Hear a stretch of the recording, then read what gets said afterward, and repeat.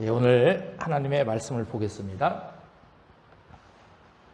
오늘 로마서 9장 1절에서 5절입니다.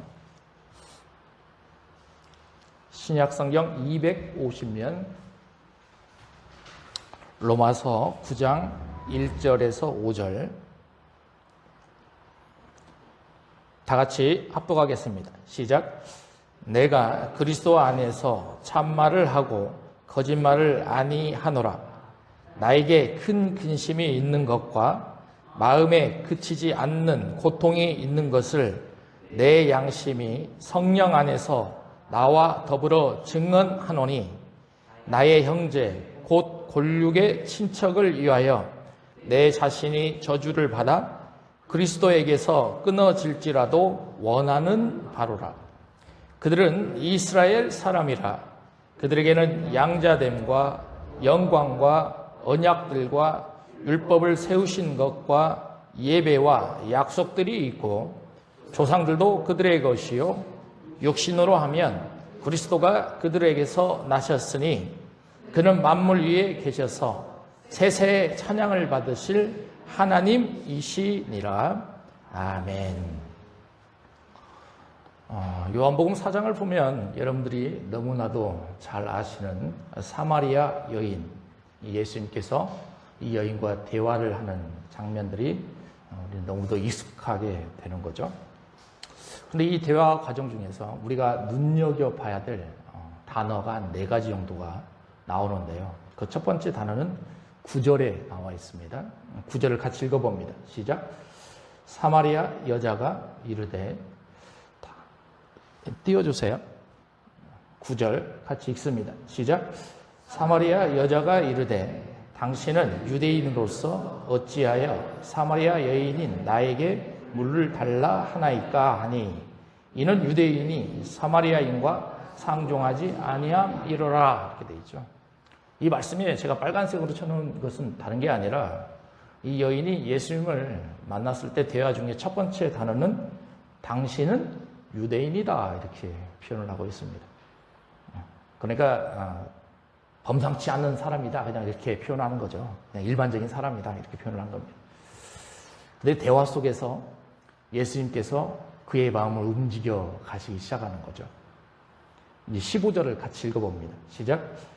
여자가 이르되 주여 그런 물을 내게 주사 목마르지도 않고 또 여기 물 기르러 오지도 않게 하옵소서. 이렇게 돼 있어요. 아까는 유대인이라고 표현했는데 이제는 뭐라고 표현해요? 주여. 여기서 주라라는 것은 선생님이요 이렇게 표현합니다. 그러니까 대화 중에 뭔가가 느껴지기 시작했다라는 거죠. 그리고 나서 이제 예수님께서 그 여인에게 너에게는 남편이 5이 있다. 자신의 사생활까지도 예수님께서 말씀을 드리는 장면이 나오죠. 19절을 같이 읽어봅니다. 시작. 여자가 이르되 주여 내가 보니 선지자로소이다. 이제는 아까는 주여에서 이제 뭘로 바뀌어요? 선지자 바뀌는 거죠. 왜냐하면 자신의 삶에 있는 내용들을 처음 만난 사람이 알고 있다라는 거죠. 이제는 더 범상치 않다 이렇게 생각을 하는 것입니다. 그래서 이 여인이 마음이 변화가 생깁니다. 그리고 예수님께서 말씀하시지도 않았는데 예배 문제에 대해서 막 토로하기 시작합니다. 그리고 나서 이 여자가 25절에서 예수님을 인정을 하는데요. 같이 읽어봅니다. 시작.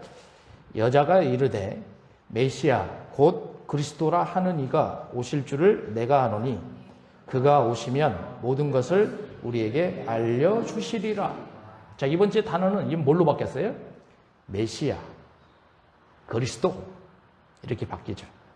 그러니까 여기서 우리가 주목해야 할 단어는 첫 번째는 이 예수님을 유대인이라 불렀고요. 그리고 주여 선생님이라 부르기 시작했고 선지자 그리고 마지막은 메시아 그리스도다 이렇게 변하기 시작한 거죠. 여러분 그러면 이 여인이 이제 예수님을 인식했어요? 몰랐어요? 인식했어요. 이 여인은 이 메시아라는 것을 인식하자마자 심경이 변화가 됩니다. 그리고 나서 내가 이제는 가만히 있으면 안 되겠다. 이분을 수많은 사람들에게 알려야 되겠다는 마음이 불타오르기 시작하는 것이죠. 그리고 물동이를 우물에 내려두고 자신의 동네로 들어갑니다. 그리고 나서 수많은 사람들에게 이 메시아가 왔다라고 증거를 하기 시작하는 것이죠. 그런데 놀라운 것은 그 말에 영향력이 들어가기 시작한다는 것입니다. 여러분, 사마리아 여인이 예수님을 만나기 전에는 죄인입니다. 왜냐하면 이혼을 했기 때문이죠. 그러니까 그 사람의 말에는 주변 사람들에게 영향력이 있지가 않아요. 그런데 예수 그리스도를 만나고 난 그 이후부터는 그리스도의 복음을 전하니까 영향력이 생기는 거죠. 그리고 신빙성을 가지고 수많은 사람들이 예수 그리스도 앞에 나와서 그분이 누구인가에 대해서 듣기 시작합니다. 이제 그 동네에 있는 사람들이 예수님을 향해서 며칠 우리 동네에 머물러 주십시오 부탁을 합니다. 그리고 이제는 예수님께서 직접 그 동네 사람들에게 말씀을 전하기 시작하는 것이죠. 그리고 나서 42절이 등장이 되는데요. 여기도 같이 읽어봅니다. 시작. 그 여자가 말하되 이제 우리가 믿는 것은 내 말로 인함이 아니니 이는 우리가 친히 듣고 그가 참으로 세상의 구주신 줄 알미라 하였더라. 이제는 이 동네 사람들이요, 이 여인의 말보다 더 중요하게 생각하는 것이 예수 그리스도의 복음의 말씀을 훨씬 더 중요하게 생각한다라는 것입니다. 여러분, 제가 오늘 본문 이 말씀을 선포하기 전에 왜 사마리아 여인의 비유와 이것을 여러분들에게 말씀드리냐면, 제가 말씀을 준비하면서 이 마음을 바울이 읽은 거예요. 이 바울이요, 복음을 전하면서 또 로마에 편지를 써가면서 어떻게 하면 복음을 전할 때 걸림돌이 되어가고 있는 유대인들을 향해서 그들에게 복음의 메시지를 전할 수 있을 것인가. 그런데 사마리아 여인의 모습을 보면 내 힘과 내 능력으로 되지 않는다는 것을 안 거죠. 모든 것이 예수 그리스도의 힘, 다시 말하면 성령의 인도하심을 통해서 이 모든 것이 진행되고 있음을 인식했다라는 것입니다. 여러분, 오늘 말씀을 보면서 우리가 이것을 깨달을 줄 알아야 됩니다. 오늘 본문의 제목을 제가 뭐라고 했냐면 나의 형제와 친척을 위하여. 다른 것이 아닙니다. 복음을 전할 때 가장 먼저 해야 될 두 부류가 있다면 첫 번째는 누구요? 형제요. 두 번째는 누구요? 친척이다. 가정이다라는 것입니다.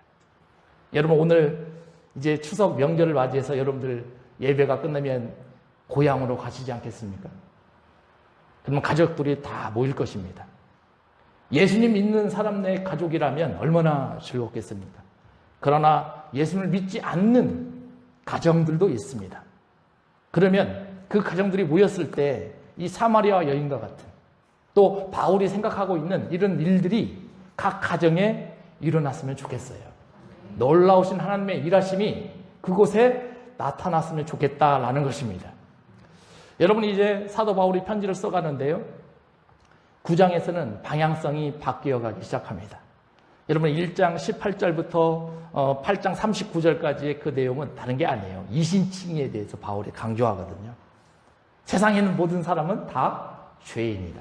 유대인들도 죄인이고 이방인들도 죄인이다. 그러면 그 죄인으로서의 모습에 대해서 속량을 받기 위해서, 죄를 용서함을 받기 위해서는 반드시 하나님의 의가 필요하다라는 거죠.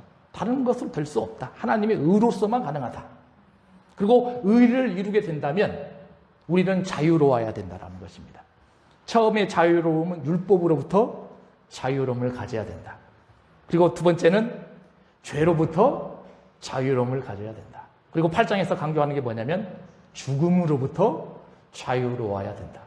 그런데 그 모든 것이 이루어지기 위해서는 반드시 성령의 일하심이 필요하다. 성령의 법이 필요함을 우리에게 알려주고 있다는 것입니다. 그런데 9장부터는 이제는 방향성이 바뀌면서요, 의의 정당성에 대해서 막 논증을 하기 시작합니다. 의의 정당한 사람이 누군가죠. 여기는 두 부류가 나옵니다. 첫 번째는 유대인이고요, 두 번째는 이방인들에 대해서. 그리고 나서 12장에 넘어가면 이제 실천편이 나오는데요. 서서히 로마서가 절반이 넘어가기 시작했다라는 것입니다. 여러분, 그러면 오늘 본문에서 우리가 처음 느끼게 되는 것 중에 하나는 바울이 마음이 변하고 있다는 것이 보입니다. 여러분, 로마서 8장은 사랑의 창가입니다. 1절부터 39절까지 넉넉히 승리하고 있다는 승리의 창가라고도 볼 수가 있는 것이죠. 그런데 오늘 1절, 2절을 한번 보시기 바랍니다. 갑자기 승리의 창가의 모습은 싹 사라져버리고 근심과 또 슬픔, 고통이 막 그런 단어들이 막 표현되기 시작하는 거죠. 여러분, 우리 지역에 가장 높은 빌딩이 어디가 있습니까? 롯데타워죠. 제가 한 2번 먼저 올라갔었는데요. 밤에 올라가고 낮에 올라가 봤습니다. 밤에 올라가니까 야경이 얼마나 아름다운지 몰라요. 낮에 봐도 참 멋있더라고요. 이런 승리의 창가, 이길 수 있는 그런 이 550m의 정상에서 볼 수 있는 서울의 거리. 그런데 급격하게 우리가 갈 때 차를 타고 가잖아요. 지금 어디로 내려가 버렸어요? 지하 주차장으로 내려가 버린 거죠. 그러면 바울이 왜 이런 심경의 변화를 보이고 있었을까? 우리는 바울의 마음을 읽을 줄 알아야 됩니다. 여러분, 로마에 편지를 쓰고 있는 바울의 모습을 한번 생각해 보십시오. 로마서는 사도행전 약 20장쯤에 기록이 되었다. 편지를 썼다 이렇게 표현을 합니다. 3차 전도 여행 때입니다. 그러면 전도 여행에 또 복음을 전하는 2차 전도 여행까지 기간이 있었잖아요. 그러면 경험이 있어요, 없어요? 있죠. 그런데요, 복음을 전하면서 항상 바울이 생각했던 것은 뭐냐면 자신의 동족이 복음을 전할 때 큰 도움이 돼야 되는데 오히려 도움이 되는 게 아니라 뭐가 된다? 걸림돌이 된다라는 거예요. 그것을 수도 없이 느끼게 되는 거죠. 그리고 편지를 써가면서 자신의 마음에 드는 것 중에 하나는 뭐냐면 하나님은 이스라엘 백성들을 버린 것인가? 에 대한 두려움이 있을 수도 있어요. 그 다음에 이방인의 측면에서 한번 보자라는 거죠. 만약 하나님이 유대인들을 버려버렸다면 이방인들이 그것을 받았을 터인데 그렇게 되면 이방인들이 고개가 어떻게 돼요? 뻣뻣해질 수 있어요, 없어요? 있죠. 그래서 바울은 의의 정당성이 무엇인가에 대해서 풀어가기를 소망하는 겁니다. 유대인이라고 해서 이방인이라고 해서 의를 합당하게 이룰 수 없다라는 거죠. 중요한 것은 유대인이든지 이방인이든지 하나님의 선택을 받은 사람이 하나님의 의를 이루어갈 수 있다는 것을 논증하기 시작하는 거예요. 여러분, 그러면 유대인들이 걸림돌이 되어가고 있는 것을 예를 들어서 한번 찾아볼 필요가 있다는 거죠. 여러분, 사도행전 13장 50절을 먼저 보겠습니다. 1차 전도여행 때거든요.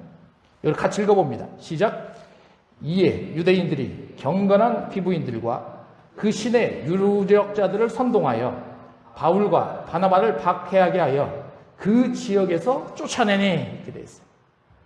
비시디아 안디옥에서 사도 바울과 바나바가 복음을 전하는 내용들이거든요. 이방인들에게 복음을 전하자 그 영향력이 엄청나게 나타나기 시작합니다. 하나님의 말씀이 막 흥하게 펼쳐나가기 시작하고요. 말씀을 받고 예수 그리스도를 영접하는 사람들이 곳곳에서 나타나기 시작합니다. 또 두루 지역에 하나님의 말씀이 펼쳐져 가기 시작합니다.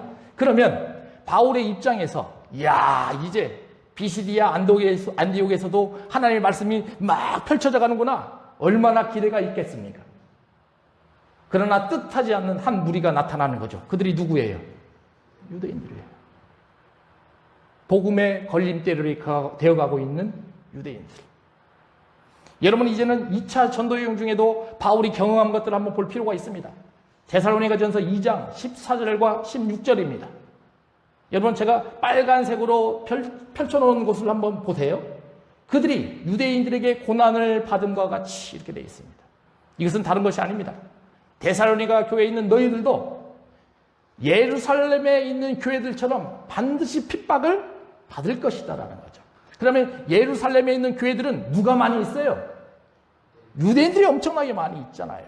그런 유대인들이 예루살렘 교인을 향해서 수없이 많은 핍박을 가행하는 것처럼 너희들도 동일한 핍박을 받을 수밖에 없다라는 거죠. 여러분, 이제는 15절을 같이 읽어봅니다. 시작. 유대인은 주 예수와 선지자들을 죽이고 우리를 쫓아내고 하나님을 기쁘시게 하지 아니하고 모든 사람에게 대적이 되었다. 이렇게 돼 있죠. 이제 점점 유대인을 향한 긍정의 모습보다 부정을 향한 모습이 훨씬 더 강하게 어필되고 있는 모습이 보인다라는 거죠. 여러분, 그런데 바울은 이런 자신의 동족, 유대인들의 모습을 보면서 즐거워하지 않았어요. 굉장히 마음이 아팠던 거죠. 그래서 1절과 2절에 보면 두 단어가 우리 눈앞에 딱 들어옵니다. 첫 번째는 근심입니다. 두 번째는 뭐가 있어요? 고통이 있어요. 근심이 있고 고통이 있다라는 거예요. 여러분, 그래서 이 바클레이라는 신학자가 1절과 2절을 보면서 이렇게 표현을 합니다.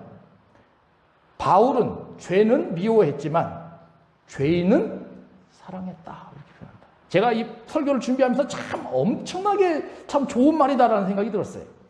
자신의 민족의 처지를 보면서 무척 슬퍼했다. 여러분, 우리도 이런 마음을 가지고 있어야 돼요. 나만 예수 잘 믿고 천국에 가는 것이 아니라 나와 가장 가까이에서 살고 있는 그 사람들을 향해서도 바울처럼 이런 마음을 가지고 있어야 된다는 거죠. 그래서 바울이 이것을 알고 난 후에 3절을 얘기하는 것입니다.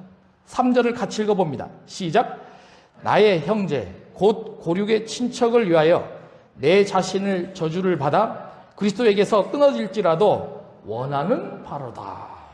여기서 우리는 두 가지를 깊이 해석할 필요가 있습니다.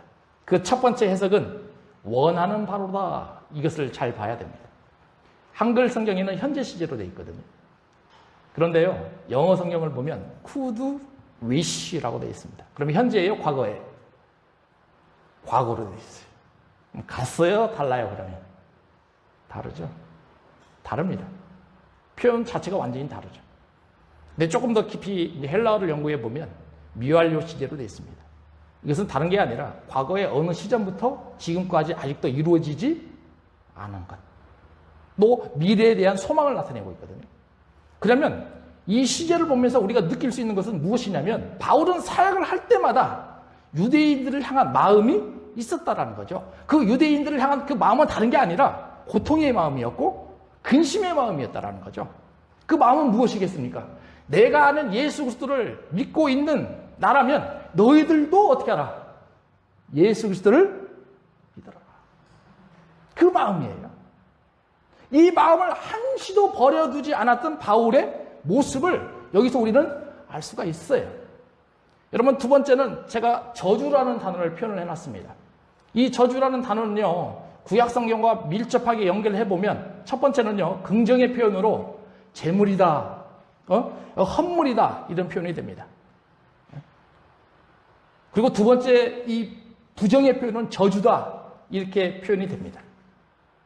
그러면 우리는 이 3절에 다시 해석을 할 필요가 있거든요. 이제 여러분들은 이제 그 마음을 읽어내기 시작하실 겁니다. 바울이 사역을 하면서 늘상 유대인들을 향한 근심과 고통의 마음을 가지고 있었는데 그것은 다른 것이 아니라 그들이 누구를 알기를 원한다? 예수 그리스도를 알기를 원한다라는 거죠. 그런데 안다 모른다? 모른다. 그러면 육체에 따라 그리스도께서 나에게 주신 그 헌물로 나는 그들을 향해 바치겠다라는 거예요. 마치 이 디모데후서에 보면 그의 이 삶을 회고할 때 평생 자기는 전제의 삶을 살았다. 이스라엘 백성들을 향해서 복음을 전하기 위해서 또 이방인들을 향해서 복음을 전하기 위해서 전제의 모습으로 예수 그리스도를 잘 알지 못한다면 내 육신까지 다 바쳐서 예수 그리스도를 알 수 있게끔 도와주는 그 역할을 했던 사람이 누구라? 바울이다. 이런 다짐이 지금 로마서 9장 3절에서 보여주고 있다라는 거죠. 여러분, 저는 이 말씀을 준비하면서 많은 걸 생각했습니다. 복음을 전하고 예수 그리스도를 전파하기 위해서는 이런 모습이 필요하다는 거예요. 단순한 그냥 내가 생각하는 그 모습이 아니라 한 영혼을 향해서 전심으로 다 바쳐갈 수 있는 그의 헌신, 그의 노력, 그 일들이 진행이 되었을 때야 비로소 한 영혼의 구원이 이루어지기 시작한다는 거죠. 바울은 이걸 표현하고 있어요. 여러분, 그러면 이 모습과 유사한 바울의 모습을 어디서 읽어낼 수 있느냐? 여러분, 저는 사도행전 24장 5절에서 읽어낼 수 있다라고 표현을 합니다. 여러분, 5절을 같이 읽어봅니다. 시작. 우리가 보니 이 사람은 전염병 같은 자라. 천하에 흩어진 유대인을 다 소유하게 하는 자요, 나사렛 이단의 우두머리니라. 이렇게 되어 있어요. 여러분, 이 내용은 다른 게 아니라 바울이 이제 벨리스 총독 앞에 딱 가서 재판을 받는 상황이거든요. 그런데 대제사장 아나니아와 변호사 더들로가 있습니다. 이 두 사람이 바울을 데리고 벨리스 총독 앞에 갑니다. 그리고 나서 총독을 막 찬양하죠. 총독을 찬양하면서 바울을 고백하는데요. 고발하는데요. 그 고발하는 내용이 이 세 가지예요. 바울은 무엇과 같은 사람이라? 전염병 같은 사람이라. 여러분, 복음을 전할 때 이런 소리 들어야 돼요. 맞아요, 안 맞아요? 예? 복음을 전할 때 이런 소리를 들어야 돼요. 전염병 같은 자라. 천하에 흩어져 있는 유대인을 어떻게 하고 있다? 소유하고 있다. 그러면 유대인들은 예수 그리스도를 잘 알지 못하는데 그들을 소유함으로써 예수 그리스도의 복음을 증거하는 거죠. 그러니 대제사장 아나니아와 이 더들로 입장에서는 바울이 얼마나 미웠겠어요. 그래서 고발하는 겁니다. 그리고 세 번째는 뭐라고 돼 있습니까? 나사렛 이단의 우두머리라. 여러분들은 복음을 전하면서 이런 닉네임들을 가지셨으면 좋겠습니다. 쉽지가 않겠죠. 이런 닉네임을 가지기 위해서는 바로 자신을 헌물로 드릴 줄 알아야 된다. 저는 이렇게 생각이 들었어요. 여러분, 이제 출애굽기에 나오는 모세를 한번 생각해 보시기 바랍니다. 32장 32절이죠. 여기도 같이 읽어봅니다. 시작. 그러나 이제 32장 32절 없어요? 제가 읽어봅니다. 그러나 이제 그들의 죄를 사하시옵소서. 그러지 아니하시오면 원하건대 주께서 기록하신 책에서 내 이름을 지워 버리시옵소서. 여러분 다 아시는 내용이잖아요. 모세가 어디에서 시내산 정상에서 십계명을 받을 때 밑에서는 뭐하고 있었어요? 금송아지 사건이 나왔죠. 그랬을 때 하나님이 진노하시지 않습니까? 그때 그 진노하심을 풀어가기 위해서 모세가 간절히 드리는 기도가 요 기도거든요. 그렇잖아요. 그래서 하나님께서 이 기도를 들어요, 안 들으세요? 들으시죠. 그래서 다 전멸하시기로 세웠던 하나님의 계획은 단지 3,000명만 죽이는 그 일로 나타나게 된 것이죠. 여러분, 저는 예수님은 어땠을까라는 생각을 한번 해봤습니다. 마태복음 15장 24절에 나와 있습니다. 여기도 같이 읽어봅니다. 시작. 예수께서 대답하여 이르시되 나는 이스라엘 집에 잃어버린 양 외에는 다른 데로 보내심을 받지 아니하였노라. 혈루병으로 있는 여인이 자신의 딸이 아파서 죽을 지경에 있는 여인이 가나안 여인입니다. 예수님을 찾아왔습니다. 예수님, 내 딸 좀 고쳐주세요. 그랬더니 예수님이 뭐라고 하냐면 나는 이스라엘의 집에 잃어버린 양 외에는 다른 데로 보내심을 받지 아니하였다. 그런데 이방인들에게 관심이 있다 없다? 없다. 주님이 이렇게 표현을 하십니다. 마치 바울 입장에서 누구를 배격하고 있는 거예요? 유대인들을 배격하고 있는 모습과 굉장히 유사합니다. 그런데 이 가나안 이 여인이 뭐라고 표현합니까? 예수님께 와서 절합니다. 주여, 자녀들의 떡을 취하여 개들에게 던짐이 마땅하나이다. 그러면 그 떡을 불구스럼이라도 개들은 어떻게 할 수 있다? 먹을 수 있다. 그럼 만약에 그 불구스럼을 먹게 된다면 자기 자신도 구원을 얻을 수 있다. 그런 얘기를 던져냈을 때 주님이 거두어 드렸어요? 아니면 그 여인을 용서하시고 또 그 여인의 아들을 회복시켜 주셨습니까? 회복시켜 주신 거죠. 여러분, 예수 그리스도의 마음, 제가 볼 때는 바울의 마음과 굉장히 동일한 선상에 있다라는 것이죠. 여러분, 이 자리에 앉아있는 우리도 한번 생각해 볼 필요가 있는 거죠. 때로는 신앙생활을 잘하고 있다는 모습 속에도 무너질 수도 있습니다. 때로는 어떤 분들은 이제 예수님을 처음 알고 이 자리에 오신 분들도 있을 거고요. 그런데 하나님은, 또 예수님은 다른 것을 요구하시지 않아요. 주님께서 가장 요구하시는 건 그 한 사람의 생명입니다.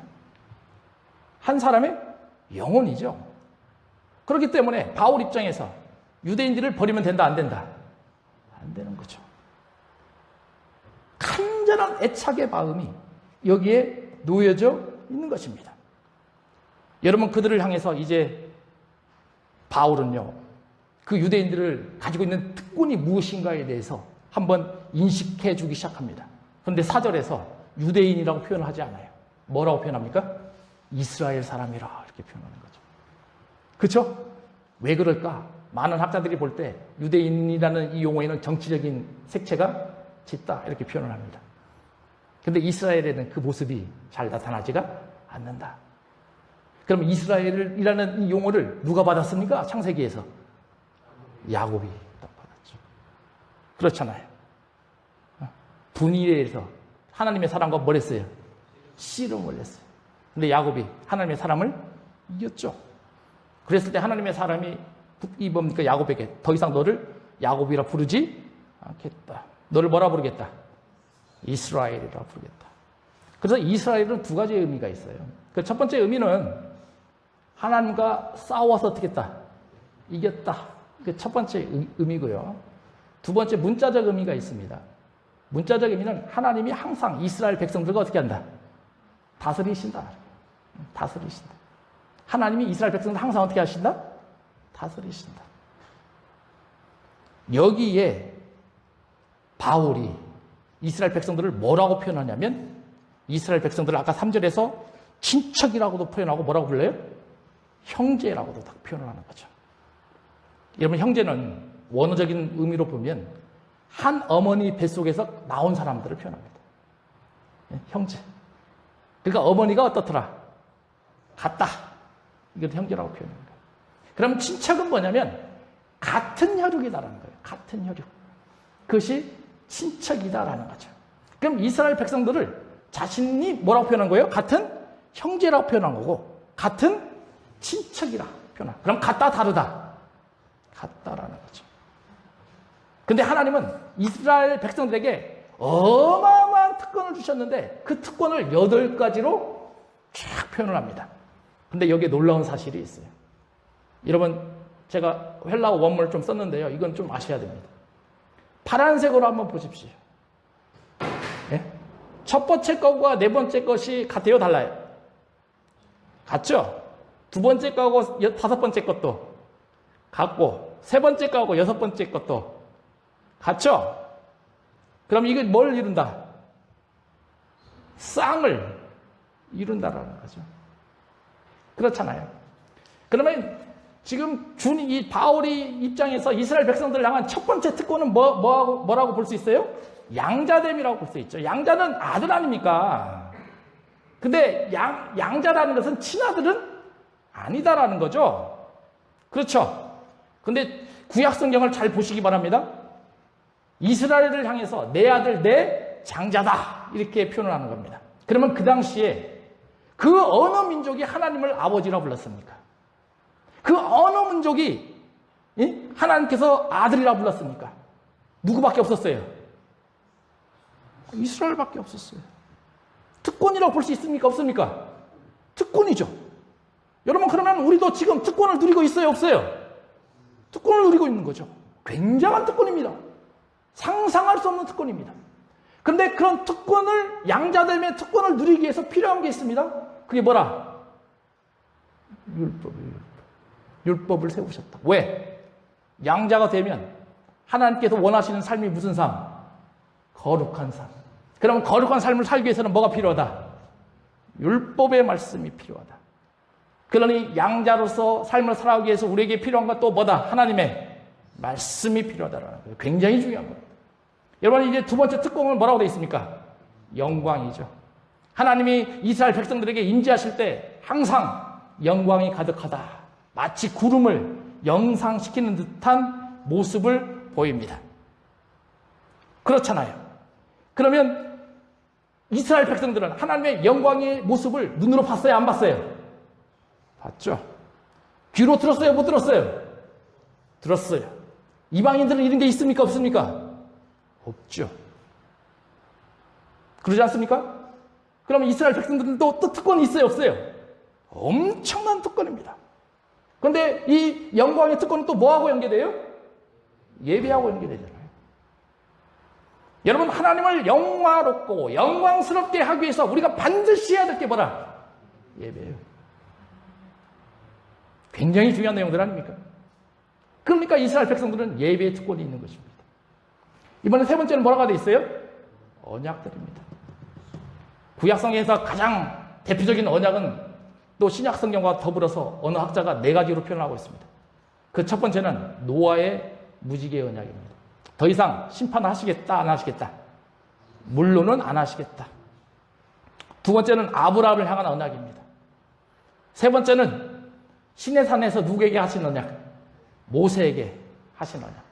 그리고 마지막 예수 그리스도가 오심으로써 새 언약이 시작이 되었다라는 거죠. 여러분, 그러면 그 언약도 하나님께서 아무에게나 주십니까? 아니죠. 선택된 사람들에게만 언약을 주십니다. 여러분, 그런데 그 언약은 이제 뭐하고 연계되어 있어요? 약속. 그러면 이 언약을 주셨다라고 한다면 반드시 어떻게 되겠다? 예? 이루어 주시겠다라는 거예요. 여러분, 이것이 이스라엘 백성들이 가지고 있는 6가지의 특징이었어요. 특권이었어요. 굉장한 사건 아닙니까? 그리고 나서 5절에 2가지의 특권을 더 전해줍니다. 그 2가지의 특권은 다른 게 아니죠. 조상들도 누구의 것이라? 조상들도 누구의 것이라? 그 이스라엘의 것이라. 그러면 여기서 말하는 조상들은 아브라함과 이삭과 야곱. 그 누구도 바라볼 수 없는 조상들입니다. 이것을 흉내내는 그 단체들이 있어요, 없어요? 가장 대표적인 단체가 어디입니까? 이슬람 아닙니까? 이슬람도 똑같이 아브라함, 이삭, 야곱을 그들의 주상으로 봅니까? 안 봅니까? 그들 보잖아요. 똑같이 봅니다.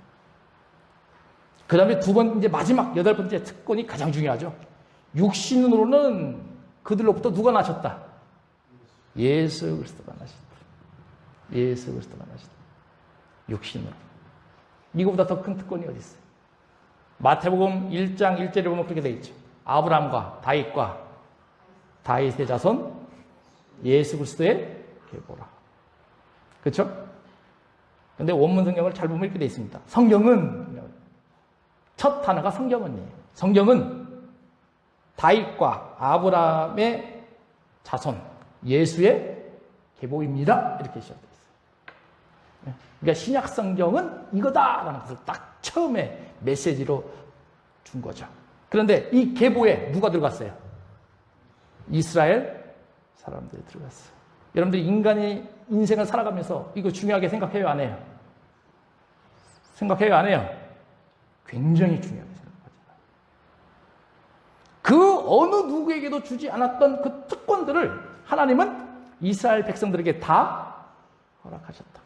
여러분, 그럼 우리는 여기서 이거 멈출 것인가? 아니죠. 우리도 받은 특권이 있어요, 없어요? 있죠. 그럼 우리나라도 받은 특권이 있습니까, 없습니까? 있죠. 여러분, 총신대학교 교수님 중에 이상원 교수님이라고 계십니다. 기독교 윤리학 교수님이셨습니다. 지금 은퇴하셨는데요. 8월 달에 기고한 내용이 있습니다. 제가 거기서 좀 봤어요. 우리나라의 특권은 무엇인가 이렇게 한번 정리를 해봤습니다. 우리나라는 과거에 보면 우리나라는 전체주의적인 절대 권력에 의존했다. 그래서 왕조의 역사가 우리나라를 지배하고 있었다. 근데 북한은 지금도 이것이 있어요, 없어요? 있죠. 그래서 계속 어떻게 하고 있습니까? 왕조 정치의 세습을 이어가고 있다는 거죠. 근데 남한에는 이제 기독교가 들어옴으로 말미암아 그 왕조의 역사가 어떻게 됐다? 무너져 버렸다는 거예요. 근데 그 왕조의 역사가 무너지면서 큰 변화가 하나 생겼는데 그 변화는 뭐냐면 유물적인 사관론에서 영적인 인식으로 사람들의 마인드가 어떻게 됐다? 바뀌었다라는 거죠. 그런데 그 영적인 마인드로 바꿔져 가면서 한국인들에게 큰 변화가 하나 나타나는데 그 변화는 뭐냐면 과학기술이었다. 이렇게 표현합니다. 여러분, 우리나라의 현재 과학기술이 어때요? 뛰어나지 않나요? 세계 그 열강에 비교했을 때 손색이 있어요, 없어요? 없죠. 하나님이 우리에게 주신 첫 번째 특권이다. 이렇게 교수님은 표현을 하시더라고요. 저도 이 말씀 보면서 와, 맞다라는 생각이 들었습니다. 두 번째 특권은 무엇인가? 1970년 이후에 한국 기독교인들은 세계 선교에 집중하기 시작했다. 그래서 약 40년, 50년이 지난 지금 시점에서 보면 세계 수많은 나라들 중에 한국 선교는 세계 위의 역량을 갖추고 있다. 여러분, 그래서 2024년 10월인가요? 로잔 대회가 한국에서 열립니다. 다음 주인가요? 로잔 언약이. 여러분, 하나님께서 대한민국에 주신 특권이라고 볼 수 있습니까? 없습니까? 있죠. 그 누가 이것을 감당해냅니까? 성령의 일하심을 통해서 하나님이 우리에게 주신 놀라운 특권입니다. 교수님이 이렇게 딱 정해놓으셨어요. 그것은 세 번째 특권은 무엇인가? 요즘 매스컴에 보면 항상 우리는 정치에 대해서 민감하죠. 그런데 이분은 어떻게 표현을 했냐면, 대한민국의 민주정치 체제는 전혀 세계 열방에 내놓아도 손색이 없다. 그런데 대한민국 민주정치의 체제를 사실은 누가 완성시켰냐? 기독교인들이 완성시켰다라는 거죠. 이것을 누가 하신 거라? 하나님이 하셨다. 하나님이 주신 놀라운 특권이다. 이 세 가지로 요약을 딱 해놨더라고요. 저는 말씀을 딱 적으면서, 여러분, 그러면 대한민국에서 신앙생활 하고 있는 우리 자부심 가질 필요가 있다, 없다? 있죠. 여러분, 자부심 가지셔야 돼요. 내가 예수 믿는다는 것을 다른 사람들에게 자랑하셔야 됩니다. 다른 사람들에게 메시지를 이 바울처럼 전병 같은 소리를 들으면서까지 복음을 전하셔야 된다는 거예요. 여러분, 그러면 우리는 여기서 멈출 것인가? 오늘 말씀을 통해서 무엇인가 교훈을 얻어내야 될 거 아닙니까? 오늘 본문 제목처럼 전도는 누구에게부터? 가정과 친척, 형제와 친척에게. 전도의 시작점이라는 거죠. 이 전도의 시작점, 전도의 물결을 가장 잘 표현한 책이 요한복음 1장부터 4장까지입니다. 그림을 한번 보시기 바랍니다. 원으로 되어 있죠. 이 원에 보면 가장 가운데 뭐라고 써 있냐면 예수님을 증거하는 요한이라고 되어 있습니다. 그러면 이 예수님을 증거하는 요한이 누구에게 증거하냐면 두 제자에게 증거합니다. 이게 첫 번째라는 거예요. 이 말씀에 오면 다른 게 아니죠. 지금 이 강단에서 누가 메시지를 전하고 있어요? 이 목사가 메시지를 전하고 있어요. 그럼 이 메시지를 여러분들이 지금 어떻게 하고 있습니까? 받고 있죠. 멈추지 말아라는 겁니다. 여러분들이 이 메시지를 받고 들었다라고 한다면 그것을 이제는 어떻게 하라?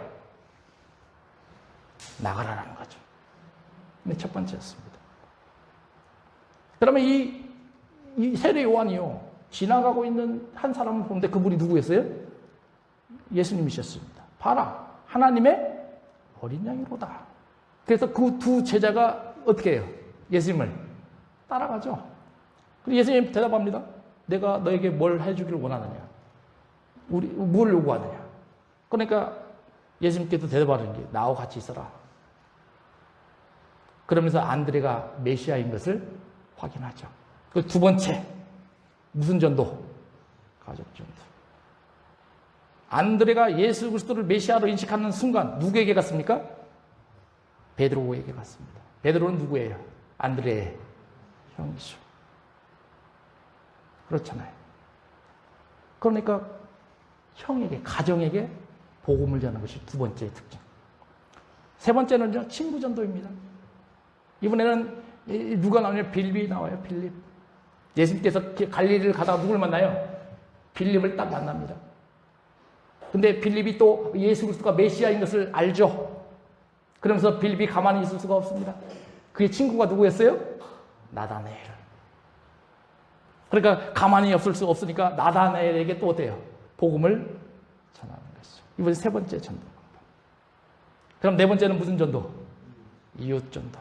아까 제가 여러분들에게 서두에 말씀드렸던 거죠. 사마리아 여인. 사마리아 여인. 그러니까 그 사마리아 여인이 메시아임을 딱 알고 나서 가만히 있을 수가 없었습니다. 누구에게 갑니까?